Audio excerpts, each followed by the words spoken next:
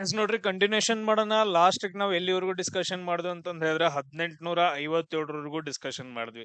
1857 time ಅಲ್ಲಿ ಒಬ್ಬ ಯಾರು ಬರ್ತಾರ ಅಂತಂದ್ ಹೇಳಿದ್ರ ಗವರ್ನರ್ ಜನರಲ್ ಬರ್ತಾನ. ಸೊ ಅವನನ್ನ ನಾವ್ ಏನಂತ ಕರಿತೀವಿ ಅಂತಂದ್ ಹೇಳಿದ್ರ ಮೊದಲ ವೈಸ್ ರಾಯ್ ಅಂತಂದ್ ಹೇಳಿ ಕರಿತೀವಿ. ಏನಂತ ಕರಿತೀವಿ? ಮೊದಲ ವೈಸ್ ರಾಯ್ ಅಂತಂದ್ ಹೇಳಿ. ಆ ವೈಸ್ ರಾಯ್ ಯಾರಂತಂದ್ ಹೇಳಿದ್ರ ಲಾರ್ಡ್ ಕ್ಯಾನಿಂಗ್ ಅಂತಂದ್ ಹೇಳ್ತೀವಿ. ಏನಂತಂದ್ ಹೇಳ್ತೀವಿ? Lord canning. ಈ ಒಂದ್ ಟೈಮ್ ಒಳಗಡೆ ಏನಾಗತ್ತಂತಂದ್ ಹೇಳಿದ್ರ 3 ವಿಶ್ವವಿದ್ಯಾಲಯಗಳ ಸ್ಥಾಪನೆ ಆಗ್ತಾವ. ಎಸ್, ಇವ್ರ ಟೈಮ್ ಅಲ್ಲಿ ಏನಾಗತ್ತಂತಂದ್ ಹೇಳಿದ್ರ 3 ವಿಶ್ವವಿದ್ಯಾಲಯಗಳ ಸ್ಥಾಪನೆ ಆಗ್ತಾವ. ಒಂದ್ ಯಾವ್ದಂದ್ರ ಕಲ್ಕತ್ತಾ, ಇನ್ನೊಂದ್ ಯಾವ್ದಪ್ಪ ಅಂತಂದ್ ಹೇಳಿದ್ರ ಮುಂಬೈ ಅಂತಂದ್ ಹೇಳ್ತೀವಿ, ಇನ್ನೊಂದು ಮದ್ರಾಸ್.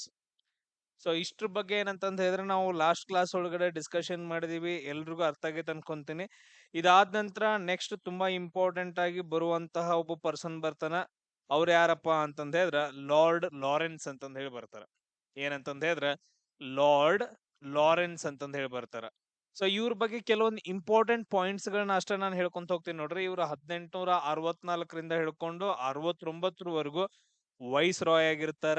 ಇವ್ರ ಟೈಮ್ ಒಳಗಡೆ ಒಡಿಸ್ಸಾದಲ್ಲಿ ತುಂಬಾ ಭೀಕರವಾಗಿ ಏನಂತಂದ್ ಹೇಳಿದ್ರ ಬರಗಾಲ ಬಿದ್ದಿರತ್ತ.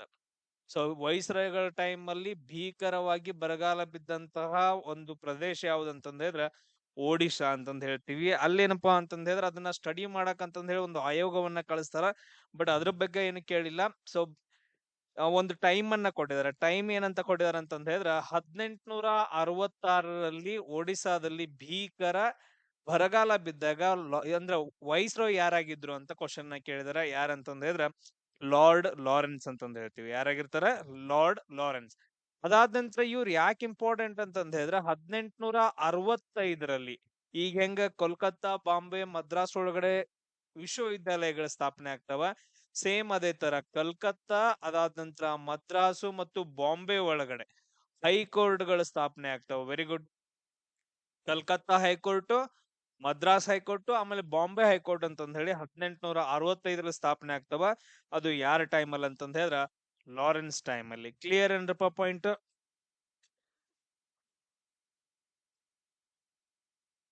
ಎಸ್, ಇದಾದ ನಂತರ ನೆಕ್ಸ್ಟ್ ಒಬ್ಬ ವೈಸ್ ರಾಯ್ ಬರ್ತಾನ. ಅವನ ಹೆಸರು ಏನಪ್ಪಾ ಅಂತಂದ್ರೆ ಲಾರ್ಡ್ ಮಯೋ ಅಂತಂದ್ ಹೇಳ್ತೀವಿ. ಏನಂತಂದ್ ಹೇಳ್ತೀವಿ? ಲಾರ್ಡ್ ಮಯೋ ಅಂತಂದ್ ಹೇಳ್ತೀವಿ.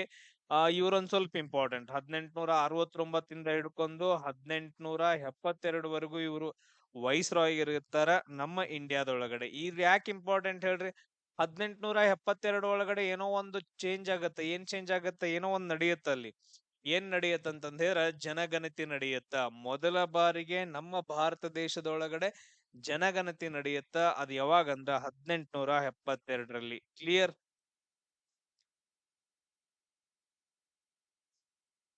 ಎಸ್. ಅದಾದ ನಂತರ ನೆಕ್ಸ್ಟ್ ಇವ್ರು ಒಂದೇ ಒಂದು ತುಂಬಾ ಇಂಪಾರ್ಟೆಂಟ್. ಅದಾದ ನಂತರ ನೆಕ್ಸ್ಟ್ ಈಗ ಜನಗಣತಿ ನಡೀತಂದ್ರ ಅದನ್ನ ಕಂಟ್ರೋಲ್ ಮಾಡಕ ಅಥವಾ ಅದ್ರದ್ದು ಅಧ್ಯಯನ ಮಾಡಕ ಒಂದ್ ಏನ್ರ ಬೇಕಲ್ಲ. ಸೊ ಅದಾದ ನಂತರ ನೆಕ್ಸ್ಟ್ ಬೆಳೆಗಳ ಬಗ್ಗೆ, ಆಮೇಲೆ ಜನರ ಬಗ್ಗೆ, ಭೌಗೋಳಿಕ ದತ್ತಾಂಶಗಳ ಬಗ್ಗೆ ಅವುಗಳನ್ನೆಲ್ಲಾನು ಏನಪ್ಪಾ ಅಂತಂದ್ರೆ ಕ್ಯಾಲ್ಕುಲೇಷನ್ ಮಾಡ್ಬೇಕು. ಒಂದ್ ಕಡೆ ಏನಂತಂದ್ ಹೇಳಿದ್ರೆ ಅದನ್ನ ಸಪರೇಟ್ ಆಗಿ ಡಾಟಾ ತೆಗೆದಿಡಬೇಕು. ಅಂತದ ಒಂದ್ ಏನಂತಂದ್ ಹೇಳಿದ್ರೆ ಒಂದು ಆರ್ಗನೈಸೇಷನ್ ಅನ್ನ ಸ್ಥಾಪನೆ ಮಾಡ್ತಾರ ಭಾರತದೊಳಗಡೆ. ಅದನ್ನ ನಾವೇನಂತ ಕರಿತೀವಿ ಅಂದ್ರ ಭಾರತದ ಸಂಖ್ಯಾಶಾಸ್ತ್ರ ಅಂತಂದೇಳಿ, ಸಂಖ್ಯಾಶಾಸ್ತ್ರೀಯ ಸಮೀಕ್ಷೆ ಅಂತಂದ್ ಹೇಳ್ತೀವಿ. ಇದು ತುಂಬಾ ಇಂಪಾರ್ಟೆಂಟ್. ಇದು ಸೆನ್ಸಸ್ ಅದು ಇದು ಎಲ್ಲ ಡಾಟಾ ಎಲ್ಲ ಅಂತಂದ್ ಹೇಳಿದ್ರೆ ಇದ್ರೊಳಗಡೆ ಇರುತ್ತೆ. ಭೌಗೋಳಿಕ ಎಲ್ಲದ್ರ ಬಗ್ಗೆ, ಭೌಗೋಳಿಕತೆ ಬಗ್ಗೆ ಆಗಿರ್ಬೋದು, ಬೆಳೆಗಳ ಬಗ್ಗೆ ಆಗಿರ್ಬೋದು, ಜನರ ಬಗ್ಗೆ ಏನೇ ಡೀಟೇಲ್ ಬಂದ್ರು ಕೂಡ ಎಲ್ಲಾ ಡಾಟಾ ಎಲ್ಲಿ ಸಿಗತ್ತೆ ಅಂತಂದ್ ಹೇಳಿದ್ರೆ ಭಾರತದ ಸಂಖ್ಯಾಶಾಸ್ತ್ರ ಸಮೀಕ್ಷೆ ಒಳಗಡೆ ಸಿಗತ್ತ. ಇದು ಕೂಡ ಯಾರ ಟೈಮ್ ಅಲ್ಲಿ ಆಗತ್ತ ಅಂತಂದ್ ಹೇಳಿದ್ರೆ ಲಾರ್ಡ್ ಮಯೋ ಟೈಮ್ ಒಳಗಡೆ ಆಗತ್ತ. ಅದಾದ ನಂತರ ಒಂದ್ ಕ್ವಶನ್ ಬರ್ತೈತೆ. ಏನಂತಂದ್ ಹೇಳಿದ್ರ ವೈಸ್ ರಾಯ್ ಅಂತಂದ್ ಇದ್ದಾಗ್ಲೇ ಅಧಿಕಾರದಲ್ಲಿದ್ದಾಗ ಕೊಲ್ಲಲ್ಪಟ್ಟ ಏಕೈಕ ವೈಸ್ ರಾಯ್ ಯಾರಂತಂದ್ ಹೇಳಿ. ತುಂಬಾ ಇಂಪಾರ್ಟೆಂಟ್. ಅಧಿಕಾರದಲ್ಲಿದ್ದಾಗ ಕೊಲ್ಲಲ್ಪಟ್ಟ ಅಧಿಕಾರದಲ್ಲಿದ್ದಾಗ ಕೊಲ್ಲಲ್ಪಟ್ಟಂತಹ ಏಕೈಕ ವೈಸ್ ರಾಯ್ ಯಾರಂತಂದ್ ಹೇಳಿದ್ರೆ ಲಾರ್ಡ್ ಮಯೋ ಅಂತಂದ್ ಹೇಳ್ತೀವಿ. ಹೆಂಗ್ರಿ? ಸೊ ಅವ್ರೇನಂತಂದ್ ಹೇಳಿದ್ರ 1872 ಒಳಗಡೆ ಅಂಡಮಾನ್ ದ್ವೀಪಗಳಿಗೆ ಭೇಟಿ ನೀಡಕ್ ಹೋಗಿರ್ತಾರ. ಸೊ ಅದ್ರಲ್ಲಿ ಏನಪ್ಪಾ ಅಂತಂದ್ ಹೇಳಿದ್ರೆ ಒಬ್ಬ ಶೇರ್ ಅಲಿ ಅಂತಂದ್ ಹೇಳಿ ಒಬ್ಬ ಅಪರಾಧಿ ಇದ್ದವ ಏನ್ ಮಾಡ್ತಾ ಅಂತಂದ್ ಹೇಳಿದ್ರ ಅಂದ್ರ ಅಂಡಮಾನ್ ನಿಕೋಬಾರ್ಗಳು ಯಾಕೆ ಇಂಪಾರ್ಟೆಂಟ್ ಆ ಟೈಮ್ ಒಳಗಡೆ ಬ್ರಿಟಿಷರ್ ಕಾಲದಲ್ಲಿ ಯಾರಿಗಾದ್ರೂ ಗೊತ್ತೈತೆ? ಅಂಡಮಾನ್ ಮತ್ತು ನಿಕೋಬಾರ್ ಪ್ರದೇಶಗಳು ಬ್ರಿಟಿಷರ್ ಕಾಲದಲ್ಲಿ ಯಾಕೆ ಇಂಪಾರ್ಟೆಂಟ್? ಅಂಡಮಾನ್ ಅಂಡ್ ನಿಕೋಬಾರ್ ಯಾರಿಗಾದ್ರೂ ಗೊತ್ತಿದ್ರ?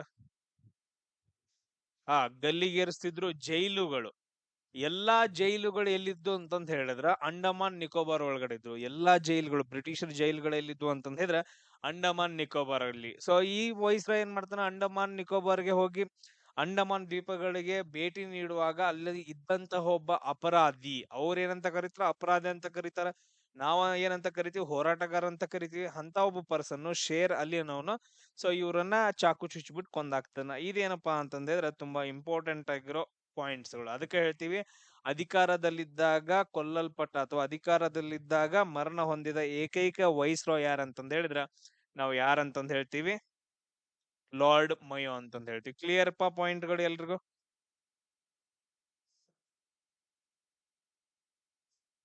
ಎಸ್. ಸೊ ಅದಾದ ನಂತರ ನೆಕ್ಸ್ಟ್ ಪಾಯಿಂಟ್ಸ್ ಗಳನ್ನ ನಾವು ಡಿಸ್ಕಷನ್ ಮಾಡ್ಕೊಂತ ಹೋಗ್ತೀವಿ.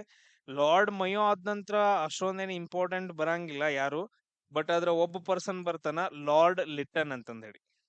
ಯಾರು ಬರ್ತಾರ ಅಂತಂದ್ ಹೇಳಿದ್ರ ಲಾರ್ಡ್ ಲಿಟ್ಟನ್ ಅಂತಂದ್ ಹೇಳಿ ಬರ್ತಾನ. ಈ ಲಾರ್ಡ್ ಲಿಟ್ಟನ್ ಯಾವಾಗ ಬರ್ತಾ ಅಂತಂದ್ ಹೇಳಿದ್ರೆ 1876ರಿಂದ ಹಿಡ್ಕೊಂಡು 1880ರವರೆಗೂ ಬರ್ತಾನ. ಈ ಟೈಮ್ ಒಳಗಡೆ ಏನೇನ್ ನಡೀತಾವ ಅನ್ನೋದು ತುಂಬಾ ಇಂಪಾರ್ಟೆಂಟ್. ಏನೇನ್ ತುಂಬಾ ನಡೀತಾವ ಅಂತಂದ್ ಹೇಳಿದ್ರೆ, ಒಂದು, ಸ್ಥಳೀಯ ಭಾಷೆಯ ಪತ್ರಿಕಾ ಕಾಯ್ದೆಯನ್ನ ಜಾರಿಗೆ ತಗೊಂಡ್ ಬರ್ತಾರ.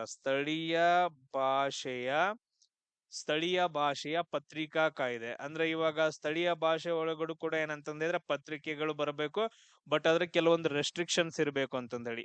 ಕ್ವಶನ್ ಏನ್ ಕೇಳ್ತಾರ, ಸ್ಥಳೀಯ ಭಾಷೆಯ ಪತ್ರಿಕಾ ಕಾಯ್ದೆ ಯಾರ ಟೈಮಲ್ಲಿ ಬಂತು ಅಂತಂದ್ ಹೇಳಿ. ಲಾರ್ಡ್ ಲಿಟ್ಟನ್ ಟೈಮಲ್ಲಿ ಬರುತ್ತೆ. ಕ್ಲಿಯರ್? ಅದಾದ ನಂತರ ಇವನ್ ಟೈಮಲ್ಲಿ ಇನ್ನೊಂದ್ ಬರುತ್ತೆ, ಶಸ್ತ್ರಾಸ್ತ್ರ ಕಾಯ್ದೆ ಅಂತಂದ್ ಹೇಳಿ. ಇನ್ನೊಂದ್ ಬರುತ್ತೆ ಶಸ್ತ್ರಾಸ್ತ್ರ ಕಾಯ್ದೆ ಅಂತಂದ್ ಹೇಳಿ 1878 ಒಳಗಡೆ.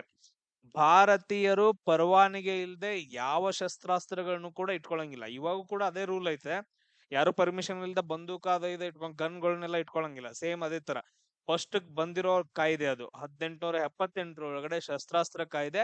ಯಾವ ಭಾರತೀಯರು ಕೂಡ ಪರವಾನಗಿ ಇಲ್ದೆ, ಪರ್ಮಿಷನ್ ಇಲ್ದೆ ಯಾರು ಗನ್ಗಳನ್ನ ಇಟ್ಕೊಳಂಗಿಲ್ಲ ಅಂತಂದೇಳಿ. Clear point?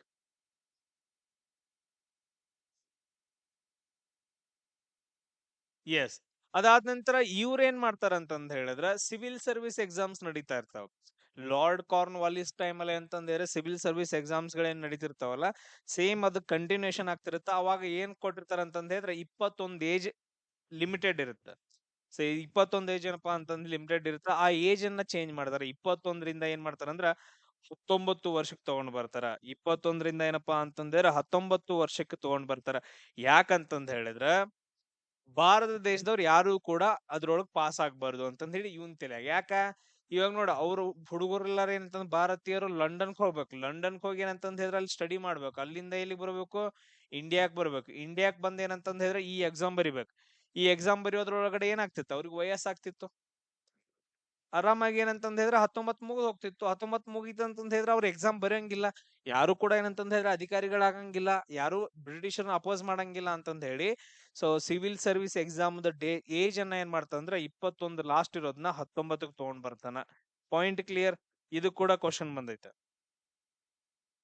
ಆಮೇಲೆ ಇವ್ರ ಟೈಮ್ ಅಲ್ಲೇ ಇನ್ನೊಂದ್ ನಡೆಯುತ್ತೆ, ಎರಡನೇ ಆಫ್ಘನ್ ಆಂಗ್ಲೋ ಆಫ್ಘನ್ ಯುದ್ಧ ಅಂತಂದೇಳಿ.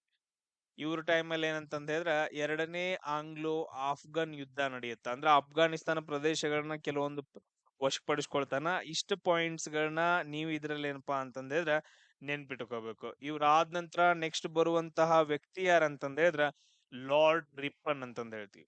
ಯಾರ? Lord Ripon. ಇವನ್ ಏನ್ ಮಾಡ್ತಾ ಅಂತಂದ ಹೇಳಿದ್ರೆ 1880ರಿಂದ ಹಿಡ್ಕೊಂಡು 1884ರವರೆಗೂ ಬರ್ತಾನ. ಇವ್ರ ಟೈಮಲ್ಲಿ ಏನೇನ್ ಬರ್ದೈತ್ ನೋಡ್ರಿ. ಆಗ್ಲೇ ಏನೋ ಬಂದಿರತ್ತಲ್ಲ, ನಾನು ಹೇಳ್ದ್ನಲ್ಲ ಸ್ಥಳೀಯ ಭಾಷೆಗಳ ಪತ್ರಿಕಾ ಕಾಯ್ದೆ ಅಂತಂದ ಹೇಳಿ. ಅದನ್ನ ಏನ್ ಮಾಡ್ತಪ್ಪ ಅಂತಂದಿದ್ರ ರದ್ದು ಮಾಡ್ತಾನ. ಸ್ಥಳೀಯ ಭಾಷೆಗಳ ಪತ್ರಿಕಾ ಕಾಯ್ದೆ ಏನಪ್ಪಾ ಅಂತಂದಿದ್ರ ರದ್ದು ಮಾಡ್ತಾನ. ಹಂಗಂದ್ರೆ ಏನಾಗಿತ್ರಿ ಹಂಗಾದ್ರೆ? ಸಿಂಪಲ್, ಸ್ಥಳೀಯ ಭಾಷೆಗಳಲ್ಲಿ ನೀವೇನಪ್ಪಾ ಅಂತಂದಿದ್ರೆ ಪತ್ರಿಕೆಗಳನ್ನ ಹೊರಡಿಸಬಹುದು, ಬಟ್ ಆದ್ರೆ ಬ್ರಿಟಿಷರ ವಿರುದ್ಧ ಏನೂ ಬರೆಯಂಗಿಲ್ಲ, ಸ್ವಾತಂತ್ರ್ಯದ ಬಗ್ಗೆ ಏನು ಬರೆಯಂಗಿಲ್ಲ. ಆತರ ಕಂಡೀಷನ್ಸ್ ಇರ್ತಾವ. ಅದನ್ನ ಏನಪ್ಪಾ ಅಂತಂದಿದ್ರ ತೆಗೆದು ಹಾಕ್ತಾ ಇವ್. ಕ್ಲಿಯರ್? ಅದಾದ ನಂತರ ಲಾರ್ಡ್ ರಿಪ್ಪನ್ ಅನ್ನ ನಾವ್ ಏನಂತ ಕರಿತೀವಿ? ಯಾರಿಗಾದ್ರೂ ಗೊತ್ತೈತೆ? ಸೊ ಇವ್ರನ್ನ ಏನಂತ ಕರಿತೀವಿ ಅಂತಂದ ಹೇಳಿದ್ರ ಸ್ಥಳೀಯ ಸರ್ಕಾರಗಳ ಪಿತಾಮಹ ಅಂತಂದೇಳಿ. ಸ್ಥಳೀಯ ಸರ್ಕಾರಗಳ ಪಿತಾಮಹ ಅಂತಂದೇಳಿ. ತುಂಬಾ ಇಂಪಾರ್ಟೆಂಟ್ ಇದು. ಸ್ಥಳೀಯ ಸರ್ಕಾರಗಳ ಪಿತಾಮಹ. ಈಗ ನಮ್ಮ ದೇಶದೊಳಗಡೆ ಎಲ್ಲಾ ರಾಜ್ಯದೊಳಗಡೆ ಆ ರಾಜ್ಯದಲ್ಲಿ ಎಲ್ಲಾ ಜಿಲ್ಲೆ ಒಳಗಡೆ ಜಿಲ್ಲಾ ಪಂಚಾಯತಿ ಇರೋದಕ್ಕೂ, ತಾಲೂಕ್ ಪಂಚಾಯತಿಗಳು, ತಾಲೂಕ್ ಮುನ್ಸಿಪಾಲಿಟಿಗಳು, ಜಿಲ್ಲಾ ಮುನ್ಸಿಪಾಲಿಟಿಗಳು, ಅದಾದ ನಂತರ ನೆಕ್ಸ್ಟ್ ಹಳ್ಳಿ ಒಳಗಡೆ ಗ್ರಾಮ ಪಂಚಾಯತಿ ಇರೋದು, ಆಮೇಲೆ ಗ್ರಾಮ ಸಭೆ ಇರೋದು, ಎಲ್ಲಾ ರೀಸನ್ ಯಾರಪ್ಪ ಅಂತಂದ ಹೇಳಿದ್ರೆ ಈ ಪರ್ಸನ್. ಇವೆಲ್ಲ ಇರಕ್ ರೀಸನ್ ಯಾರಂತಂದ ಹೇಳಿದ್ರೆ ಈ ಪರ್ಸನ್ ಅಂತಂದ ಹೇಳಿದ್ರ ಆ ಟೈಮಲ್ಲೇ ಸ್ಥಳೀಯ ಸರ್ಕಾರಗಳನ್ನ ಇವ್ ಏನ್ ಮಾಡ್ತಾವ ಅಂತಂದ ಹೇಳಿದ್ರೆ ರಚನೆ ಮಾಡಿರ್ತಾನ. ಸೊ ಅದಕ್ಕೋಸ್ಕರ ಇವನನ್ನ ಏನಂತ ಕರಿತಾವ, ಸ್ಥಳೀಯ ಸರ್ಕಾರಗಳ ಪಿತಾಮಹ ಅಂತಂದ ಹೇಳಿ ಕರೀತಾರ. Clear point. ಅದಾದ ನಂತರ ನೆಕ್ಸ್ಟ್ ಇನ್ನೊಂದು ಇಂಪಾರ್ಟೆಂಟ್, ಇವ್ರ ಟೈಮಲ್ಲಿ ಶಿಕ್ಷಣಕ್ಕೇನಪ್ಪಾ ಅಂತಂದ್ರೆ ಸಪೋರ್ಟ್ ಮಾಡುವಂಗ ಒಂದು ಕಮಿಷನ್ ಬರುತ್ತ. ಆ ಕಮಿಷನ್ ಯಾವ್ದಂತಂದ್ರೆ ಹಂಟರ್ ಕಮಿಷನ್. ಯಾವ ಕಮಿಷನ್?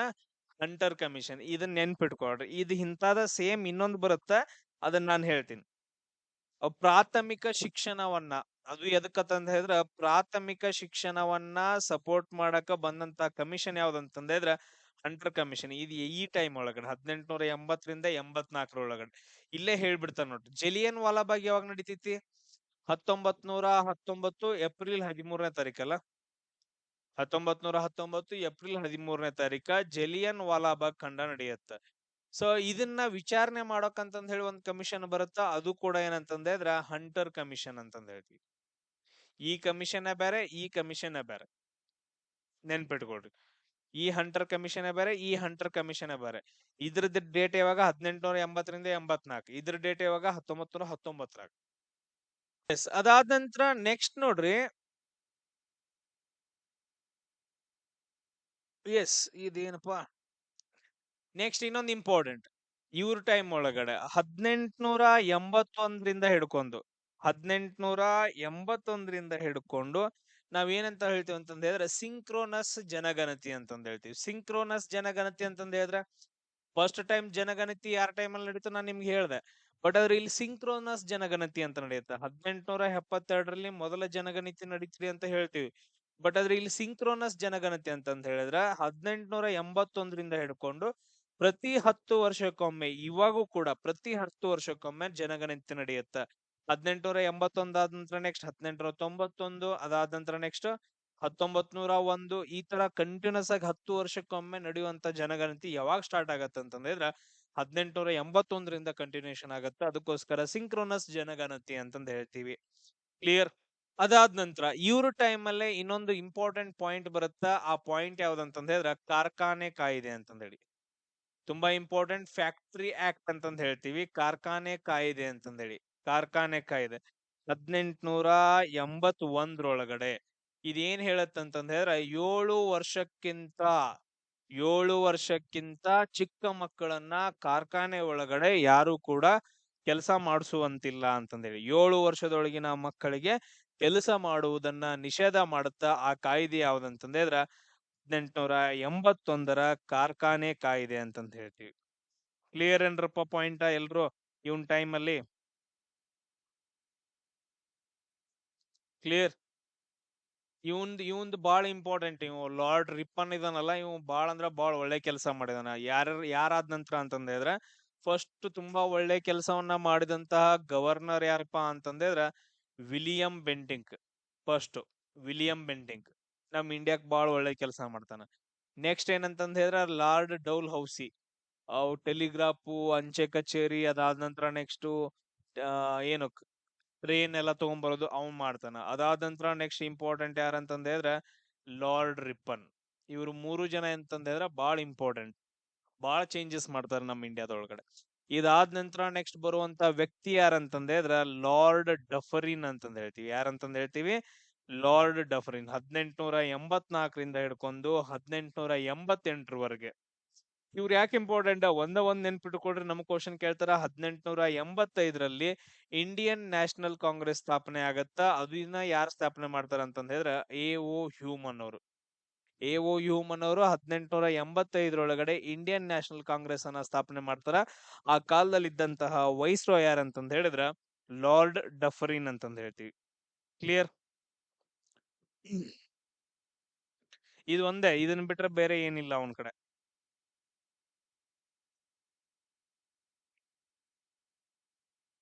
ಎಸ್, ಇದಾದ ನಂತರ ನೆಕ್ಸ್ಟ್ ನೋಡ್ರಿ ಅಷ್ಟೊಂದ್ ಯಾರು ಇಂಪಾರ್ಟೆಂಟ್ ಬರಂಗಿಲ್ಲ. ನೆಕ್ಸ್ಟ್ ಬರುವಂತ ಪರ್ಸನ್ ಯಾರ ಅಂತಂದ್ ಹೇಳಿದ್ರೆ ನಮ್ಮ ದೇಶದ ಮೇಲೆ ಇಂಪ್ಯಾಕ್ಟ್ ಮಾಡಿದವನು ಲಾರ್ಡ್ ಕರ್ಜನ್ ಅಂತಂದ್ ಹೇಳ್ತೀವಿ. 1899ರಿಂದ ಹಿಡ್ಕೊಂಡು 1905ರವರೆಗೆ. 1899ರಿಂದ ಹಿಡ್ಕೊಂಡು 1905ರವರೆಗೆ ಬಂದಂತಹ ಒಬ್ಬ person viceroy Lord Curzon ಅಂತಂದ್ ಹೇಳ್ತೀವಿ. ಇವ್ರು ಏನೇನ್ ಮಾಡ್ತಾರೆ ಯಾರಿಗಾದ್ರೂ ಗೊತ್ತೈತೆ?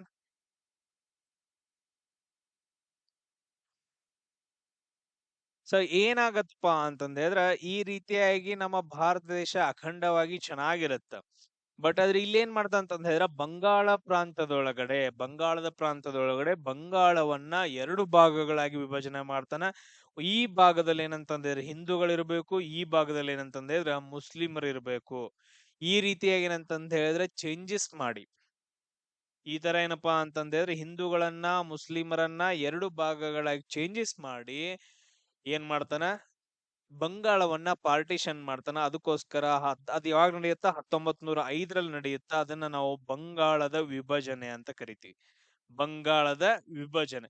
ಇದನ್ನ ಕಂಡುಬಿಟ್ಟು ನಮ್ಮ ದೇಶದೊಳಗಡೆ ಒಂದು ಇಂಪಾರ್ಟೆಂಟ್ ಮೂವ್ಮೆಂಟ್ ನಡೆಯುತ್ತ, ಚಳುವಳಿ ನಡೆಯುತ್ತ 1905ರಲ್ಲಿ. ಅದನ್ನ ನಾವು ಸ್ವದೇಶಿ ಚಳವಳಿ ಅಂತ ಕರಿತೀವಿ. ಏನಂತ ಕರಿತೀವಿ? ಸ್ವದೇಶಿ ಚಳವಳಿ. ಏನೇ ಇದ್ರು ಕೂಡ ನಮ್ ದೇಶದ್ದೇ ಇರ್ಲಿ, ಇವಾಗ ತಿಂಡಿಯಿಂದ ಹಿಡ್ಕೊಂಡು ಬ್ಯಾಗ್ಸ್ ಗಳಿಂದ ಹಿಡ್ಕೊಂಡು ಎಜುಕೇಶನ್ ಇಂದ ಹಿಡ್ಕೊಂಡು ಏನ್ ಬೇಕಾದಿದ್ರು ಕೂಡ ನಮ್ ಇಂಡಿಯಾದ ನಾವು ಯೂಸ್ ಮಾಡ್ಕೋಬೇಕು. ಬ್ರಿಟಿಷರು ಒಟ್ಟ ಯೂಸ್ ಮಾಡ್ಕೊಳ್ಳೋದ ಬೇಡ. ಸ್ವದೇಶಿ ಮೂವ್ಮೆಂಟ್ ಅಂತಂದ್ ಹೇಳಿ 1905ರಲ್ಲಿ ಸ್ಟಾರ್ಟ್ ಮಾಡ್ತಾರ. ಇದು ಪಾಯಿಂಟ್ ಕೂಡ ಏನಂತಂದ್ರೆ ಯಾರ ಟೈಮಲ್ಲಿ ಬರುತ್ತಾ, ಲಾರ್ಡ್ ಕರ್ಜನ್ ಅವ್ರ ಟೈಮಲ್ಲೇ ಬರುತ್ತ. ಇದಾದ ನಂತರ ನೆಕ್ಸ್ಟ್ ಇವನ್ ಬಗ್ಗೆ ಬರುವಂತ ಪಾಯಿಂಟ್ಸ್ ಗಳು ಯಾವ್ದಂತಂದ್ ಹೇಳಿದ್ರೆ, ಸೆಕೆಂಡ್ ಪಾಯಿಂಟ್ ನಾವು ಭಾರತೀಯ ಪುರಾತತ್ವ ಇಲಾಖೆ ಅಂತಂದ್ ಹೇಳ್ತೀವಲ್ಲ. ಭಾರತೀಯ ಪುರಾತತ್ವ ಇಲಾಖೆ ಅಂದ್ರೆ ಇವಾಗ ಇತಿಹಾಸ ಕಾಲದಲ್ಲಿ ರಾಜರು ಇದು ಮಾಡಿದಿರುವಂತ ಥಿಂಗ್ಸ್ ಗಳೇನಿರ್ತಾವಲ್ಲ ಅವುಗಳನ್ನ ಸ್ಟಡಿ ಮಾಡಕ್ಕೆ, ಐತಿಹಾಸಿಕ ವಸ್ತುಗಳ ಬಗ್ಗೆ ಸ್ಟಡಿ ಮಾಡ್ಕೊಳಕ್ಕೆ ಒಂದು ಇಲಾಖೆ ಬೇಕಾಗತ್ತ. ಅದನ್ನ ನಾವು ಭಾರತೀಯ ಪುರಾತತ್ವ ಇಲಾಖೆ ಅಂತಂದ್ ಹೇಳ್ತೀವಿ. ಇದು ಯಾರ ಟೈಮಲ್ಲಿ ರಚನೆ ಆಗತ್ತ ಅಂತಂದ್ ಹೇಳಿದ್ರ, ಯಾರ ಟೈಮಲ್ಲಿ ರಚನೆ ಆಗತ್ತ? ASI ಅಂತಂದ್ ಹೇಳ್ತೀವಿ. ಲಾರ್ಡ್ ಕರ್ಜನ್ ಟೈಮಲ್ಲಿ ರಚನೆ ಆಗತ್ತ. ಅದಾದ ನಂತರ ನೆಕ್ಸ್ಟ್ ನೋಡ್ರಿ, 1904ರೊಳಗಡೆ ಒಂದು ವಿಶ್ವವಿದ್ಯಾಲಯಗಳ ಮೇಲೆ ಕಾಯ್ದೆ ಬರುತ್ತೆ. ವಿಶ್ವವಿದ್ಯಾಲಯಗಳ ಮೇಲೆ ಒಂದು ಕಾಯ್ದೆ ಬರುತ್ತೆ. ಯಾಕಂತಂದ್ ಹೇಳಿದ್ರ ಎಲ್ಲಾ ವಿಶ್ವವಿದ್ಯಾಲಯಗಳಲ್ಲಿ ಭಾರತ ದೇಶದ ಅಂದ್ರ ಪರವಾಗಿ ನೀವು ಇವಾಗ ಏನ್ ಮಾಡ್ಬೇಕು, ನಾವು ಫ್ರೀಡಮ್ ಫೈಟ್ ಮಾಡ್ಬೇಕು, ಬ್ರಿಟಿಷರ ಜೊತೆ ಯುದ್ಧ ಮಾಡ್ಬೇಕು, ಬ್ರಿಟಿಷರ ಜೊತೆ ಚಳುವಳಿ ಮಾಡ್ಬೇಕು, ಅವ್ರ ವಿರುದ್ಧವಾಗಿ. ಸೊ ಕಲ್ಲು ಒಗಿಬೇಕು, ಅದು ಮಾಡ್ಬೇಕು, ಇದು ಮಾಡ್ಬೇಕಂತಂದ್ ಹೇಳಿ ಎಲ್ರು ಹುಡುಗರು ತಲೆಯನ್ನ ತುಂಬ್ತಿರ್ತಾರಲ್ಲ. ಸೊ ಅದಕ್ಕೋಸ್ಕರ ಅಂದ್ರೆ ವಿಶ್ವವಿದ್ಯಾಲಯದಲ್ಲಿರುವಂತ ವಿದ್ಯಾರ್ಥಿಗಳ ಮೇಲೆ ನಾವು ಕಂಟ್ರೋಲ್ ಇಟ್ಕೊಂಡು ಅಂತಂದ್ ಹೇಳಿದ್ರೆ ಎಲ್ಲಾನು ಕಂಟ್ರೋಲ್ ಇರತ್ತ ಅಂತಂದ್ ಹೇಳಿ ಈ ಲಾರ್ಡ್ ಕರ್ಜನ್ ನನ್ ಮಗ ಏನ್ ಮಾಡ್ತಾನ ಅಂತಂದ್ ಹೇಳಿದ್ರೆ ವಿಶ್ವವಿದ್ಯಾಲಯಗಳ ಕಾಯ್ದೆ ತಗೊಂಡ್ ಬರ್ತಾನ. ಅಲ್ಲಿ ಯಾವುದೇ ರೀತಿ ಕ್ರಾಂತಿಕಾರಿಗಳು ಹುಟ್ಕೋಬಾರ್ದು ಅಂತಂದ್ ಹೇಳಿ. ಕ್ಲಿಯರ್ ಎಲ್ರಿಗೂ? ಎಸ್. ಅದಾದ ನಂತರ ನೆಕ್ಸ್ಟ್ ನೋಡ್ರಿ, ಕೃಷಿ ಸಂಶೋಧನಾ ಸಂಸ್ಥೆಯನ್ನ ಸ್ಥಾಪನೆ ಮಾಡ್ತಾನೆ. ಇನ್ನೊಂದು ಕೃಷಿ ಸಂಶೋಧನಾ ಇಲಾಖೆ ಅಂತಂದ್ ಹೇಳ್ತೀವಿ. ಸಂಶೋಧನಾ ಇಲಾಖೆ. ಇದ್ರ ಮೇಲೆ ಅಷ್ಟೊಂದೇನ್ ಕ್ವಶನ್ಸ್ ಗಳು ಬಂದಿಲ್ಲ. ಬಟ್ ಈಗ ಏನ್ ಮೇಲ್ಗಡೆ ಹೇಳಿದ್ನಲ್ಲ ಅವುಗಳ ಮೇಲಂತೂ ಕಂಟಿನ್ಯೂಸ್ ಆಗಿ ಏನಂತ ಕ್ವಶನ್ಸ್ ಗಳು ಬಂದಿದಾವ್. ಸೊ ಅವುಗಳನ್ನ ನೀವೇನ್ ಮಾಡ್ಕೋಬೇಕು, ಕರೆಕ್ಟ್ ಆಗಿ ಸ್ಟಡಿ ಮಾಡ್ಕೋಬೇಕು. ಕ್ಲಿಯರ್ ಏನ್ರಪ್ಪ ಇವನ್ ಬಗ್ಗೆ? ಎಸ್. ಅದಾದ ನಂತರ ನೆಕ್ಸ್ಟ್ ಅವು ಚಳುವಳಿಗಳು ಅವು ಇವು ಬರ್ತಾವ. ಅವುಗಳನ್ನ ನಾನ್ ನಿಮ್ಗೆ ಆಮೇಲೆ ಹೇಳ್ತೀನಿ. ಅವಾಗ ಏನಂತಂದ್ರೆ ಒಂದ್ ಸೀರಿಯಲ್ ಪ್ರಕಾರ ಬರ್ತೀವಿ, ಆ ಟೈಮಲ್ಲಿ ನೋಡ್ಕೊಂತ ಹೋಗೋಣ. ಇವ್ರ ಆದ ನಂತರ ನೆಕ್ಸ್ಟ್ ಬರುವಂತ ಒಬ್ಬ ವ್ಯಕ್ತಿ ಏನಂತಂದ್ ಹೇಳಿದ್ರೆ ಲಾರ್ಡ್ ಮಿಂಟೋ ಅಂತಂದ್ ಹೇಳ್ತೀವಿ. ಯಾರಂತಂದ್ ಹೇಳ್ತೀವಿ? ಲಾರ್ಡ್ ಮಿಂಟೋ ಅಂತಂದ್ ಹೇಳ್ತೀವಿ. 1905ರಿಂದ ಹಿಡ್ಕೊಂಡು 1910ರವರೆಗೂ ಲಾರ್ಡ್ ಮಿಂಟೋ ಅಂತಂದ್ ಹೇಳಿ 1905ರಿಂದ 1910ರವರೆಗೂ ಬರ್ತಾನೆ. ಇವನ್ ಕಾಲದಲ್ಲಿ ಒಂದು ಕಾಯ್ದೆ ಬರುತ್ತಲ್ಲ, ಅದನ್ನ ನಾವ್ ಏನಂತ ಕರಿತೀವಿ? ಮಿಂಟೋ ಮಾರ್ಲೆ ಅಥವಾ ಮಾರ್ಲೆ ಮಿಂಟೋ ಅಂತ ಕರಿತೀವನ. ಮಾರ್ಲೆ ಮಿಂಟೋ ಕಾಯ್ದೆ ಅಂತಂದ್ ಹೇಳ್ತೀವಿ. 1909ರೊಳಗಡೆ 1909ರೊಳಗಡೆ ತಗೊಂಡ್ ಬರ್ತಾನ. ಇದ್ರೊಳಗಡೆ ವಿದೇಶಾಂಗ ಕಾರ್ಯದರ್ಶಿ ಯಾರಂತಂದ್ ಹೇಳಿದ್ರೆ ಮಾರ್ಲೆ. ನೆನ್ಪಿಟ್ಕೊಳ್ರಿ, ಮಿಂಟೋನವನು ವೈಸ್ ರಾಯ್. ಇದ್ನು ಕೂಡ ಕ್ವಶನ್ ಕೇಳಿದಾರ. ಮಿಂಟೋನವನು ವೈಸ್ ರಾಯ್, ಮಾರ್ಲೆನವ ಏನಂತಂದ್ ಹೇಳಿದ್ರೆ ವಿದೇಶಾಂಗ ಕಾರ್ಯದರ್ಶಿ ಅಂತಂದೇವಿ. ಸೊ ಇವುಗಳನ್ನ ನಾವು ಏನಂತ ಕರಿತೀವಿ? ಇವನ್ನ ಮಿಂಟೋನನ್ನ ಏನಂತ ಕರಿತೀವಿ ಅಂತಂದ್ ಹೇಳಿದ್ರೆ, ಬಂಗಾಳದ ವಿಭಜನೆ ಆಗಿರತ್ತ. ಬಂಗಾಳದ ವಿಭಜನೆ ಆಗಿರ್ತಾವ, ಬಂಗಾಳದ ವಿಭಜನೆ ಮಾಡ್ಬಿಟ್ಟಿರ್ತಾನ. ಇವು ಅದಕ್ಕೆ ತುಪ್ಪ ಸುರುತ್ತಾನ. ಏನಂತ ತುಪ್ಪ ಸುರುತ್ತಾನ, ಯಾರಿಗಾದ್ರೂ ಗೊತ್ತೈತೇನ? ಏನ್ ಮಾಡ್ದ ಅಂತಂದ್ರೆ ಬಂಗಾಳದ ವಿಭಜನೆ ಆಗಿ ಈ ತರ ಹಿಂದೂಗಳು ಈ ಕಡೆ ಮುಸ್ಲಿಮರು ಇರ್ತಾರ. ಈ ಮುಸ್ಲಿಮರಿಗೆ ಏನ್ ಮಾಡ್ತಪ್ಪ ಅಂತಂದ್ರೆ ಮತಗಡ್ಡೆಗಳನ್ನ ನಿರ್ಮಾಣ ಮಾಡ್ಕೊಡ್ತಾನ. ನೀವ್ ಇಲೆಕ್ಷನ್ ಮಾಡ್ಕೊಳ್ರಿ, ನೀವ ಆರಿಸ್ಕೊಂಡ್ ಬರ್ರಿ, ನೀವ ಏನಂತಂದ್ರೆ ರೂಲ್ ಮಾಡಕಿರ ಅಂತಂದೇಳಿ ಅವ್ರಿಗೆ ಮತಗಡ್ಡೆಗಳನ್ನ ನೀಡ್ತಾನ. ಅದಕ್ಕೋಸ್ಕರ ಇವನನ್ನ ಏನಂತ ಕರಿತಾರ ಅಂತಂದ್ರೆ ಕೋಮುವಾದ ಪಿತಾಮಹ ಅಂತಂದೇಳಿ. ಕೋಮು ಪಿತಾಮಹ ಅಂತಂದ್ ಹೇಳ್ತೀವಲ್ಲ, ಕೋಮುವಾದ ಪಿತಾಮಹ ನೀವ್ ಏನಂತ ಕರಿತೀರ ನೋಡ್ರ ಅವನ ಫಾದರ್ ಆಫ್ ಕಮ್ಯುನಲಿಸಮ್ ಅಂತಂದ್ ಹೇಳ್ತೀವಿ. ಯಾರನ್ನ? ಲಾರ್ಡ್ ಮಿಂಟೋನ್ ಅನ್ನ ಕರಿತೀವಿ. ಕ್ಲಿಯರ್ ಏನ್ರಪ್ಪ ಪಾಯಿಂಟ್ ಇವನ್ ಬಗ್ಗೆ? ಎಸ್. ಅದಾದ ನಂತರ ಇವನ್ ಟೈಮ್ ಒಳಗಡೆ ಆಲ್ರೆಡಿ ಏನಂತಂದ ಹೇಳಿದ್ರೆ 1905 ಏನಾಗಿರ್ತೈತಿ, ಬಂಗಾಳದ ವಿಭಜನೆ ಆಗೈತೆ, ಹಿಂದೂ ಮುಸ್ಲಿಂ ಅಂತಂದ ಹೇಳಿ ಸಪರೇಟ್ ಆಗಿರ್ತಾರ. ಅದೊಂದ್ ಕಿಚ್ ಹಚ್ಕೊಂಡ್ ಬಿಡುತ್ತ. 1906 ಎಲ್ರು ಮುಸ್ಲಿಮರೆಲ್ಲ ಸೇರ್ಬಿಟ್ಟು ಏನ್ ಮಾಡ್ತಾರ ಅಂದ್ರ ಒಂದು ಆರ್ಗನೈಸೇಷನ್ ಅನ್ನ ಕಟ್ತಾರ. ಅದನ್ನ ನಾವ್ ಏನಂತ ಕರಿತೀವಿ? ಮುಸ್ಲಿಂ ಲೀಗ್ ಅಂತ ಕರಿತೀವಿ. 1906 ಒಳಗಡೆ ಅದು ಎಲ್ಲಿ ಸ್ಟಾರ್ಟ್ ಆಗತ್ತ? ಬಾಂಗ್ಲಾದೇಶದ ರಾಜಧಾನಿ ಆದಂತಹ ಢಾಕಾ ಒಳಗಡೆ ಏನಂತಂದ ಹೇಳಿದ್ರೆ, ಇದು ಇವಾಗಿಂದ ಬಾಂಗ್ಲಾದೇಶದ ರಾಜಧಾನಿ. ಅವಾಗೆಲ್ಲ ಬಾಂಗ್ಲಾದೇಶ ಪಾಕಿಸ್ತಾನ ಇರ್ಲಿಲ್ಲ, ಒಂದ ದೇಶ ಹಿಂದೂಸ್ತಾನ ಅಂತಂದೇಳಿ. ಮುಸ್ಲಿಂ ಲೀಗ್ ಢಾಕಾದ ಒಳಗಡೆ ಸ್ಥಾಪನೆ ಮಾಡ್ತಾರೆ 1906. Clear point? ಎಸ್. ಇಷ್ಟೆಲ್ಲ ಆಗ್ತಿರುವಾಗ 1907 ಒಂದು ಘಟನೆ ನಡೆಯುತ್ತ. ಅದು ಇವನ್ ಟೈಮ್ ಒಳಗಡೆ ಏನ್ ನಡೆಯುತ್ತಂತಂದ್ರೆ ಸೂರತ್ ಒಡಕು ಅಂತಂದ್ ಹೇಳ್ತೀವಿ. ಏನಂತಂದ್ ಹೇಳ್ತೀವಿ? ಸೂರತ್ ಒಡಕು. ಅಂದ್ರ ಸೂರತ್ ಒಳಗಡೆ ಇಂಡಿಯನ್ ನ್ಯಾಷನಲ್ ಕಾಂಗ್ರೆಸ್ ನ ಒಂದು ಅಧಿವೇಶನ ನಡೆಯೋದಿರುತ್ತ. ಈ ಅಧಿವೇಶನದೊಳಗಡೆ ಏನಂತಂದಾಗತ್ತ, 2 ಗ್ರೂಪ್ಗಳಾಗಿ ಎಲ್ಲಾ ಹೋರಾಟಗಾರರು ಡಿವೈಡ್ ಆಗ್ತಾರ. ಒಂದು ಗ್ರೂಪ್ ಅನ್ನ ನಾವ್ ಏನಂತ ಕರಿತೀವಿ ಅಂತಂದ ಹೇಳಿದ್ರ ಮಂದಗಾಮಿಗಳು ಅಂತಂದ ಹೇಳಿ. ಇವ್ರು ಸೈಲೆಂಟ್ ಬಾಳ್.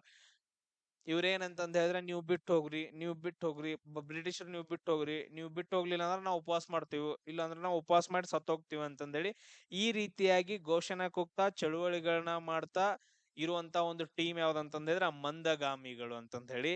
ಅದಾದ ನಂತರ ನೆಕ್ಸ್ಟ್ ಕೆಲವೊಂದ್ ಸ್ವಲ್ಪ ಏನಂತಂದ್ರೆ ಸಿಟಿಗೆ ಎದ್ಬಿಟ್ಟು ಕಲ್ಲೊಗ್ಯದ, ಅದಾದ ನಂತರ ಬೆಂಕಿ ಹಚ್ಚೋದ, ಅದಾದ ನಂತರ ನೆಕ್ಸ್ಟ್ ಏನಂತಂದ ಹೇಳಿದ್ರೆ ಈ ರೀತಿಯಾಗಿ ಒಂದ್ ಸ್ವಲ್ಪ ತೀವ್ರವಾಗಿ ಬ್ಲಡ್ ಬರ್ಬೇಕು ಬ್ರಿಟಿಷರ್ದು. ಆ ತರ ಏನಂತಂದ್ರೆ ಹೋರಾಟ ಮಾಡೋರಂತ ತೀವ್ರಗಾಮಿಗಳು ಅಂತಂದ ಹೇಳಿ 2 ಭಾಗಗಳಾಗಿ ಹೊರಡು ಹೋಗ್ತಾರ. ಅದನ್ನ ನಾವು ಸೂರತ್ ಒಡಕು ಅಂತ ಕರಿತೀವಿ. ಎದಕ್ ಹೊಡೆದು ಹೋಗ್ತಾರ ಅಂತಂದ ಹೇಳಿದ್ರೆ ರೀಸನ್ ಬಾಳ ಕೆಟ್ಟ.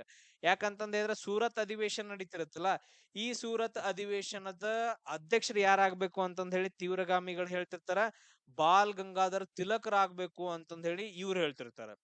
ಬಟ್ ಅದ್ರ ಮಂದಗಾಮಿಗಳು ಏನ್ ಹೇಳ್ತಿರ್ತಾರ, ಬಾಲ್ ಗಂಗಾಧರ್ ತಿಲಕರ್ ಬೇಡ, ಅವ್ರೇನ್ ಅಷ್ಟು ಎಲಿಜಿಬಲ್ ಇಲ್ಲ, ಅವ್ರು ಬಾಳ್ ಉಡಾಳದಾರ, ರಾಸ್ ಬಿಹಾರಿ ಘೋಷ್ ಆಗ್ಬೇಕು ಅಂತಂದ್ ಹೇಳಿ ಇವ್ರು ರಾಸ್ ಬಿಹಾರಿ ಘೋಷ್ ಆಗ್ಬೇಕಂತಂದ್ ಹೇಳಿ ಯಾರ? ಮಂದಗಾಮಿಗಳು. ಸೊ ಹಿಂಗಾಗಿ ಅದು ಆಗಂಗಿಲ್ಲ. ಬಾಲ್ ಗಂಗಾಧರ್ ತಿಲಕರ್ ಹೊರಗೆ ಹೋಗ್ಬಿಡ್ತಾರ. ತೀವ್ರಗಾಮಿಗಳದೊಂದು ಗುಂಪು, ಆಮೇಲೆ ಇವ್ರದೊಂದು ಗುಂಪು ಚೇಂಜ್ ಆಗಿ ಸೊ 1907 ನಡೆದಂತಹ ಸೂರತ್ ಅಧಿವೇಶನದ ಅಧ್ಯಕ್ಷರು ಯಾರಾಗ್ತಾರೆ ಅಂತಂದ್ರೆ ರಾಸ್ ಬಿಹಾರಿ ಘೋಷ್ ಆಗ್ತಾರ. ಇದೇನಪ್ಪಾ ಅಂತಂದ್ರೆ ಒಂದು ಸ್ಟೋರಿ. ಕ್ಲಿಯರ್? ಎಲ್ರಿಗೂ ಅರ್ಥ ಆಯ್ತಾ ಏನಿದು ಸೂರತ್ ಒಡಕು, ಅದು ಇದು ಚೇಂಜಸ್ ಏನಾಯ್ತು ಅಂತಂತ ಹೇಳಿ? ಎಸ್. ಇವ್ರು ಆದ ನಂತರ ನೆಕ್ಸ್ಟ್ ಬರೋನವನ್ ಯಾರಂತಂದ ಹೇಳಿದ್ರೆ ಲಾರ್ಡ್ ಹಾರ್ಡಿಂಜ್ ಅಂತಂದ ಹೇಳ್ತೀವಿ. ಲಾರ್ಡ್ ಹಾರ್ಡಿಂಜ್ ಯಾವಾಗ ಬರ್ತಾನ? 1910 ಹಿಡ್ಕೊಂಡು 1916 ಇರ್ತಾನ ಇವನು ಲಾರ್ಡ್ ಹಾರ್ಡಿಂಜ್ ಅಂತಂದೇಳಿ. ಕೆಲವೊಂದು ಪಾಯಿಂಟ್ಸ್ ಗಳನ್ನ ನೆನ್ಪಿಟ್ಕೊಳ್ರಿ. ಲಾರ್ಡ್ ಹಾರ್ಡಿಂಜ್ ಒಳಗಡೆ ಏನಂತಂದ ಹೇಳಿದ್ರೆ ದೆಹಲಿ ದರ್ಬಾರ್ ಅಂತಂದ ಹೇಳ್ತೀವಿ. ದೆಹಲಿ ದರ್ಬಾರ್. ಈ ದೆಹಲಿ ದರ್ಬಾರ್ ಅಂತಂದ ಹೇಳಿದ್ರೆ ದೆಹಲಿ ಸುಲ್ತಾನ್ರ ಇರ್ತಾರಲ್ಲ ಆ ಟೈಮ್ ಒಳಗಡೆ ಅಂದ್ರ ಇರ್ತಾರ, ಅವ್ರದ್ ಕಂಟಿನ್ಯೂಷನ್ ಇರ್ತೈತೆ. ಬಟ್ ಅದ ಅವ್ರದೆಲ್ಲ ವಶಪಡಿಸ್ಕೊಂಡು ಏನ್ ಮಾಡ್ತಿರ್ತಾರೆ, ಬ್ರಿಟಿಷ್ ಆಳ್ವಿಕೆ ನಡೆಸ್ತಿರ್ತಾರ. ಬಟ್ ದೆಹಲಿಯನ್ನ ತುಂಬಾ ಏನಂತಂದ ಹೇಳಿದ್ರೆ ಅಲಂಕಾರ ಮಾಡ್ಬಿಟ್ಟು ಒಂದು ಜಾತ್ರೆ ತರ ಮಾಡ್ತಾರ, ದೆಹಲಿ ದರ್ಬಾರ್ ಅಂತಂದ ಹೇಳಿ. ರೀಸನ್ ಏನಂತಂದ ಹೇಳಿದ್ರ ಜಾರ್ಜ್ 5 ಅಂತಂದ ಹೇಳಿ. ಜಾರ್ಜ್ 5 ಅನ್ನೋನ್ ಏನಂತಂದ ಹೇಳಿದ್ರೆ ಇಂಗ್ಲೆಂಡಿನ ರಾಜ ಇಲ್ಲಿಗೆ ಬರಾಮಿರ್ತಾನ, ನಮ್ ಇಂಡಿಯಾಕ್ ಭೇಟಿ ಕೊಡಾಮಿರ್ತಾನ. ಅದನ್ನ ನಾವು ದೆಹಲಿ ದರ್ಬಾರ್ ಅಂತ ಕರಿತೀವಿ. 1911 ಕ್ವಶನ್ ಅನ್ನ ಕೇಳಿದಾರ. ಅದಾದ ನಂತರ 1911 ಬ್ರಿಟಿಷರಿಗೆ ಬಹಳ ತ್ರಾಸ ಆಗಕ್ ಹಿಡಿಯುತ್ತ. ಯಾಕಂತಂದ ಹೇಳಿದ್ರೆ ಭಾರತದ ಎಲ್ಲಾ ಪ್ರದೇಶಗಳನ್ನ ವಶಪಡಿಸ್ಕೊಂಡಿರ್ತಾರ. ಅವ್ರದ್ದು ರಾಜಧಾನಿ ಎಲ್ಲಿರುತ್ತ? ಕೋಲ್ಕತ್ತಾದೊಳಗಡೆ ಇರುತ್ತ. ಬಟ್ ಆದ್ರೆ ಇಲ್ಲಿಂದ ಎಲ್ಲಾನು ಕಂಟ್ರೋಲ್ ಮಾಡೋದು ಸರಿ ಹೋಗಂಗಿಲ್ಲ ಅಂತಂದ ಹೇಳಿ ರಾಜಧಾನಿಯನ್ನ ಬೇರೆ ಕಡೆ ಚೇಂಜ್ ಮಾಡ್ತಾರ. ಅದ್ನ ಎಲ್ಲಿ ಅಂತಂದ ಹೇಳಿದ್ರೆ ದೆಹಲಿಗೆ. 1911 ರಾಜಧಾನಿ ಕೋಲ್ಕತ್ತಾದಿಂದ ದೆಹಲಿಗೆ ಏನ್ ಮಾಡ್ತಾರ ಅಂತಂದ ಹೇಳಿದ್ರ ವರ್ಗಾವಣೆ ಮಾಡ್ತಾರ. ರೀಸನ್ ಏನಂತಂದ ಹೇಳಿದ್ರ ಆಡಳಿತ ಈಸಿಯಾಗಿ ಆಗ್ಬೇಕು ಅಂತಂದ ಹೇಳಿ. Guess clear. ಈ 2 ಪಾಯಿಂಟ್ಸ್ ಗಳು ಇವ್ರ ಟೈಮ್ ಅಲ್ಲಿ. ಅದಾದ ನಂತರ ಇವ್ರ ಟೈಮ್ ಅಲ್ಲಿ ಏನಂತಂದ ಹೇಳಿದ್ರೆ 1914ರಲ್ಲಿ 1ನೇ ಮಹಾಯುದ್ಧ ಸ್ಟಾರ್ಟ್ ಆಗತ್ತ. 1914ರಲ್ಲಿ 1ನೇ ಮಹಾಯುದ್ಧ ಸ್ಟಾರ್ಟ್ ಆಗತ್ತ. ಅವಾಗ ಇವ್ರು ಇಲ್ಲಿ ಭಾರತದೊಳಗಡೆ ಏನಾಗಿರ್ತಾರ ಅಂತಂದ ಹೇಳಿದ್ರ ವೈಸ್ ರಾಯ್ ಆಗಿ ಕಾರ್ಯನಿರ್ವಹಿಸ್ತಿರ್ತಾರ. Any questions?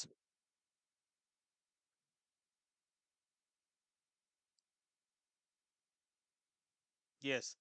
ಇದಾದ ನಂತರ ನೆಕ್ಸ್ಟ್ ಬರುವಂತ ವ್ಯಕ್ತಿ ಯಾರಪ್ಪ ಅಂತಂದ ಹೇಳಿದ್ರ ಬರುವಂತದ್ ವ್ಯಕ್ತಿ ಮಾಂಟೆಗೋ ಚೇಮ್ಸ್ಫರ್ಡ್ ಅಂತಂದ ಹೇಳ್ತೀವಲ್ಲ. ಮಾಂಟೆಗೋ ಚೇಮ್ಸ್ಫರ್ಡ್ ಇಲ್ಲೇ ತಗೊಂತೀನಿ. ಮಾಂಟೆಗೋ ಚೇಮ್ಸ್ಫರ್ಡ್ ಅಂತಂದ ಹೇಳಿ. ಈ ಚೇಮ್ಸ್ಫರ್ಡ್ ಅನ್ನೋನೇನಪ್ಪಾ ಅಂತಂದ ಹೇಳಿದ್ರ ವೈಸ್ ರಾಯ್ ಇಲ್ಲಿ. ಇವನೇನಪ್ಪಾ ಅಂತಂದ ಹೇಳಿದ್ರೆ 1916ರಿಂದ ಹಿಡ್ಕೊಂಡು 1921ರವರೆಗೂ ನಮ್ಮ ಭಾರತ ದೇಶದ ವೈಸ್ ರಾಯ್ ಆಗಿ ಬರ್ತಾನ. ಇವನ್ ಕಾಲದಲ್ಲಿ ಏನೇನ್ ಚೇಂಜಸ್ ಆಗತ್ತ? ಒಂದ್ ಏನಾಗತ್ತ ಅಂತಂದ್ರೆ ಲಕ್ನೋ ಒಪ್ಪಂದ ಆಗತ್ರಿ. ಏನ್ರಿ ಲಕ್ನೋ ಒಪ್ಪಂದ? 1916ರಲ್ಲಿ. ಸರ್ ನಾವ್ ಅದೇ ಹೇಳ್ದ್ವಲ್ರಿ, ಮಂದಗಾಮಿಗಳು ಮತ್ತು ತೀವ್ರಗಾಮಿಗಳು ಅವ್ರು ಸಪರೇಟ್ ಆಗಿರ್ತಾರ್ರಿ. ಇವ್ರೆಲ್ಲ ಏನಂತಂದ ಹೇಳಿದ್ರೆ ಮತ್ ಹೊಳ್ಳಿ ಕೂಡ್ತಾರ. ಯಾವ ಒಪ್ಪಂದ ಅಂತಂದ ಹೇಳ್ತೀವಿ ಅದನ್ನ ನಾವು ಲಕ್ನೋ ಒಪ್ಪಂದ ಅಂತಂದ ಹೇಳ್ತೀವಿ. ಕ್ಲಿಯರ್. ಅದಾದ ನಂತರ ನೆಕ್ಸ್ಟ್ ಏನಾಗತ್ತ ಅಂತಂದ ಹೇಳಿದ್ರೆ ಒಂದು ಕಾಯ್ದೆ ಬರುತ್ತ ರೌಲತ್ ಕಾಯ್ದೆ ಅಂತಂದ ಹೇಳಿ. ಒಂದ್ ಕಾಯ್ದೆ ಬರುತ್ತ ರೌಲತ್ ಕಾಯ್ದೆ ಅಂತಂದ ಹೇಳಿ. ಹಿಂಗಂದ್ರೆ ಏನು ರೌಲತ್ ಕಾಯ್ದೆ ಅಂತಂದ ಹೇಳಿದ್ರ? ರೌಲತ್ ಕಾಯ್ದೆ ಅಂತಂದ ಹೇಳಿದ್ರ ನಿನಗ ರೀಸನ್ ಇಲ್ದ ಏನಪ್ಪಾ ಅಂತಂದ ಹೇಳಿದ್ರೆ ಬ್ರಿಟಿಷರ್ ನಿನ್ನನ್ನ ಅರೆಸ್ಟ್ ಮಾಡ್ಬೋದು. ರೀಸನ್ ಹೇಳೋದ್ ಬೇಕಾಗಿಲ್ಲ, ನೀನ್ ಬಂದ್ ಅರೆಸ್ಟ್ ಮಾಡ್ಕೊಂಡ್ ಹೋಗ್ಬೋದು. ಅದಾದ ನಂತರ ನೀ 3-4 ಜನ ನಿಂತ್ಕೊಂಡು ಏನಾದ್ರು ದೇಶದ ವಿರುದ್ಧ ಅಂದ್ರ ಹೋರಾಟ ಮಾಡ್ಬೇಕಂತಂದ ಹೇಳಿ ಏನಾದ್ರು ಅನ್ಕೊಂಡೆ ಅಂತಂದ ಹೇಳಿದ್ರೆ ಬಂದ್ ಅರೆಸ್ಟ್ ಮಾಡ್ಕೊಂಡ್ ಹೋಗ್ಬೋದು. ಅವ್ರ ರೀಸನ್ ಹೇಳಂಗಿಲ್ಲ, ಎದಕ್ ಮಾಡೇನಿ ಎದಕ್ ಬಿಟ್ಟೇನೆ ಅಂತಂದ ಹೇಳಿ. ಹೋಗ್ಬಿಟ್ಟೇನೆ ಅಂತಂದ ಹೇಳಿದ್ರೆ 2 ವರ್ಷಗಳ ಕಾಲ ನಿನ್ನನ್ನ ಜೈಲ್ನಲ್ಲಿರ್ತಾರ. ಆ ಕಾಯ್ದೆಯನ್ನ ಏನಂತ ಕರೀತಾರಂದ್ರ ರೌಲತ್ ಕಾಯ್ದೆ ಅಂತಂದ ಹೇಳಿ ಕರೀತಾರ. ಅರ್ಥ ಆಯ್ತೇನ್ರಪ್ಪ? ರೌಲತ್ ಕಾಯ್ದೆ ಅಂದ್ರ ನಾವೆಲ್ಲರೂ ರೌಲತ್ ಕಾಯ್ದೆ ಅಂತ ಹೇಳ್ತೀವಿ, ಬಟ್ ಅದ್ರ ಹಂಗಂದ್ರೆ ಏನ್? ಇದು ರೀಸನ್, ಇದು ಎಕ್ಸ್ಪ್ಲನೇಷನ್. ಅದಾದ ನಂತರ ಜಲಿಯನ್ ವಾಲಾಬಾಗ್ ಹತ್ಯಾಕಾಂಡ ನಡೆಯುತ್ತ 1919 ಏಪ್ರಿಲ್ 13ನೇ ತಾರೀಕ. ಯಾರ ಟೈಮ್ ಅಲ್ಲಿ ಅಂತಂದ ಹೇಳಿ ಚೇಮ್ಸ್ಬರ್ಗ್ ಟೈಮ್ ಅಲ್ಲಿ. ಇದನ್ನ ಸ್ಟಡಿ ಮಾಡ್ಬೇಕು ಅಂತಂದ ಹೇಳಿ ಯಾವ ಕಮಿಷನ್ ಬರುತ್ತ? ಹಂಟರ್ ಕಮಿಷನ್ ಬರುತ್ತ. ಈ 2 ಪಾಯಿಂಟ್ಸ್ ಗಳನ್ನ ನಾವು ಆಲ್ರೆಡಿ ಡಿಸ್ಕಷನ್ ಮಾಡಿದೀವಿ. ಅದಾದ ನಂತರ ನೆಕ್ಸ್ಟ್ ಇವ್ರ ಕಾಲದೊಳಗಡೆ 1919ರ ಮಾಂಟೆಗೋ ಚೇಮ್ಸ್ಬರ್ಗ್ ಕಾಯ್ದೆ ಬರುತ್ತ. ಆ ಕಾಯ್ದೆ ಬಗ್ಗೆ ನಾವು ಏನು ಡಿಸ್ಕಷನ್ ಮಾಡೋದು ಬೇಡ, ನಾರ್ಮಲ್ ಆಗಿ ಇದ್ ಬಿಡೋಣ. ಆಮೇಲೆ ಇದೇ ಟೈಮ್ ಅಲ್ಲಿ 1920ರೊಳಗಡೆ ಅಸಹಕಾರ ಚಳವಳಿ ಸ್ಟಾರ್ಟ್ ಆಗತ್ತ. ಆಮೇಲೆ ಇವ್ರ ಟೈಮ್ ಅಲ್ಲಿ 1920ರೊಳಗಡೆ ಖಿಲಾಫತ್ ಚಳವಳಿ ಕೂಡ ಏನಂತಂದ್ರೆ ಸ್ಟಾರ್ಟ್ ಆಗತ್ತ. ಖಿಲಾಫತ್ ಚಳವಳಿ. ಕ್ಲಿಯರ್ ಏನ್ರಪ್ಪ? ಇಷ್ಟು ಪಾಯಿಂಟ್ಸ್ ಗಳು ಯಾರ ಟೈಮ್ ಅಲ್ಲಿ ಅಂತಂದ ಹೇಳಿದ್ರ ಮಾಂಟೆಗೋ ಚೇಮ್ಸ್ಬರ್ಗ್ ಕಾಯ್ದೆ ಅಂದ್ರ ಅವ್ರು ಇರುವಾಗ, ವೈಸ್ ರಾಯ್ ಇರುವಾಗ ನಡೆದಂತಹ ಥಿಂಗ್ಸ್ ಗಳಾಗಿದಾವ.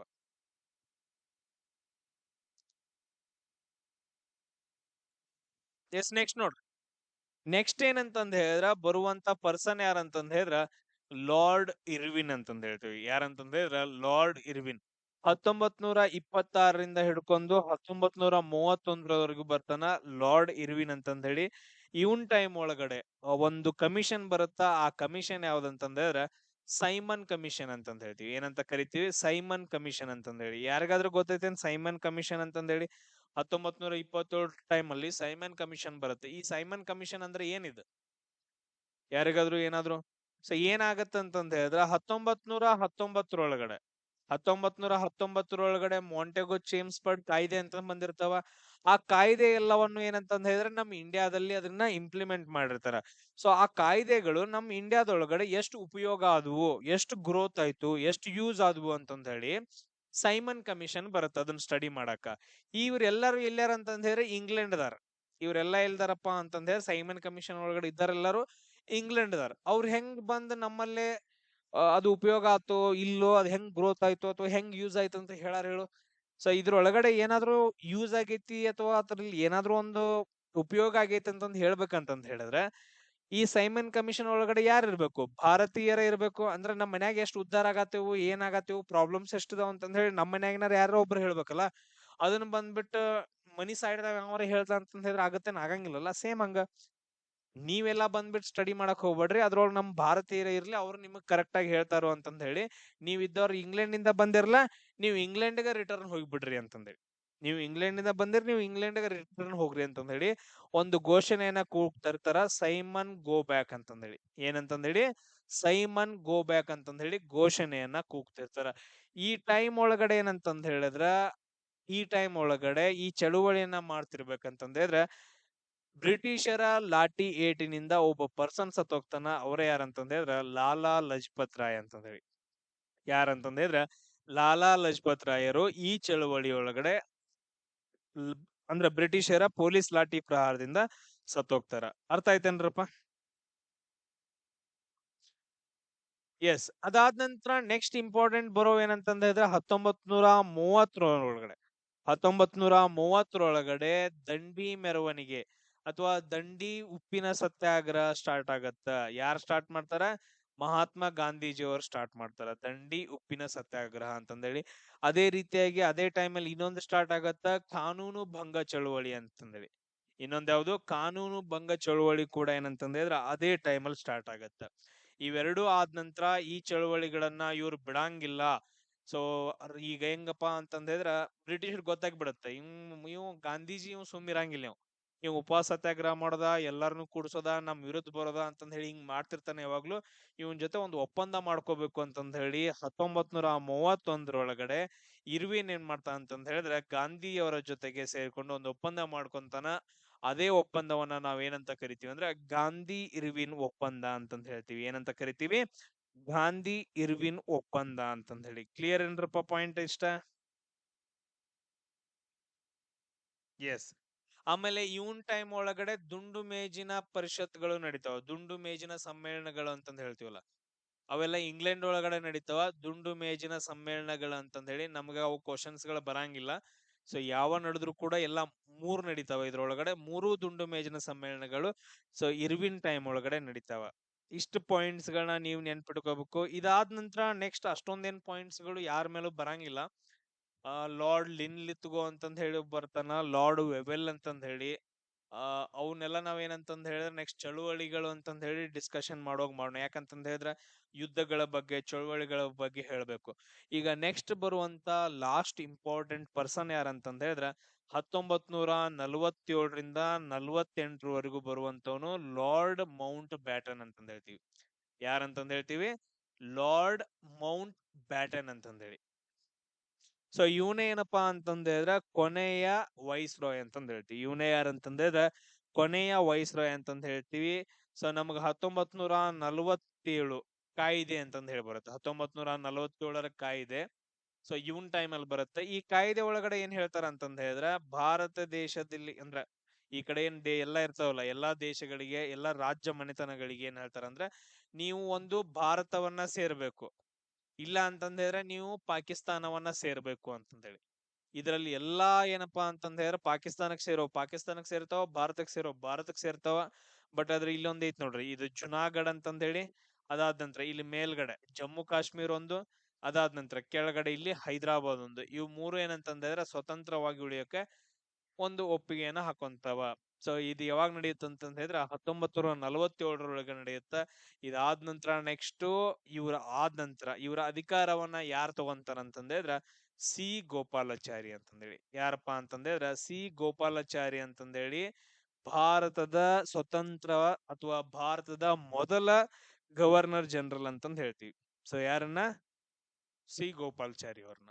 ಇಷ್ಟು ಪಾಯಿಂಟ್ಸ್ ಗಳು ಏನಂತಂದ್ರೆ ಇದ್ರಲ್ಲಿ ಇಂಪಾರ್ಟೆಂಟ್ ಏನಾದ್ರು ಕ್ವಶನ್ಸ್ ಗಳಿದಾವ?